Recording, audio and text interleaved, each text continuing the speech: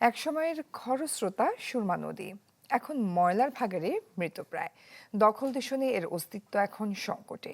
এমন পরিস্থিতির জন্য কর্তৃপক্ষের আন্তরিকতার অভাবকে দুষছেন পরিবেশবিদরা, কিন্তু সিটি কর্পোরেশনের দায় দিচ্ছেন জনগণের অসচেতনতার উপর।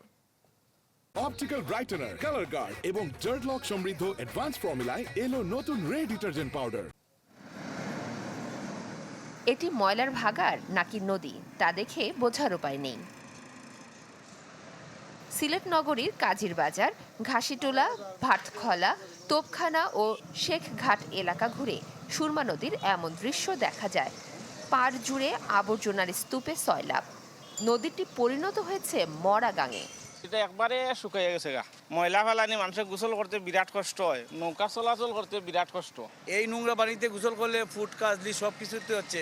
সরকার একটু দয়া করে দেখতো আমাদের, তাহলে একটু নদীটা সুন্দর হইল, পরিষ্কার হইল, মানুষের জনগণের জন্য একটু ভালো হইলো আর কি।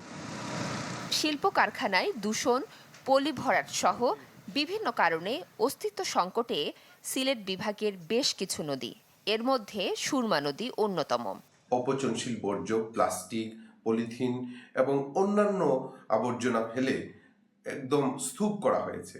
এতে নদীর নাব্যতা কমেছে এবং এই প্লাস্টিক পণ্য যেগুলো আছে ফেলা হয়েছে, এতে কিন্তু মাইক্রোপ্লাস্টিক এমিশন হচ্ছে এবং মাটির গুণাগুণ নষ্ট হচ্ছে, পানির গুণাগুণ নষ্ট হচ্ছে। সিটি কর্পোরেশন থেকে মিলল সমাধানের আশ্বাস, তবে জনগণের অসচেতনতার উপর দায় চাপালেন কর্তারা।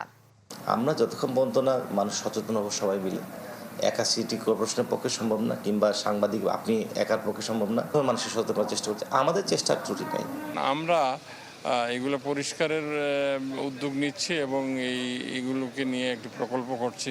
আশা রাখি এই সুরমা নদীটাকে আমরা সৌন্দর্য বৃদ্ধি করব এবং এই নদীটাকে যাতে মানুষ এই নদীর কাছে দাঁড়িয়ে একটু নিঃশ্বাস নিতে পারে। সচেতন মহল বলছে, পাল্টাপাল্টি দোষারোপ নয়, নিজ নিজ জায়গা থেকে নদী বাঁচাতে এগিয়ে আসতে হবে সবাইকে। Desk report, channel 24।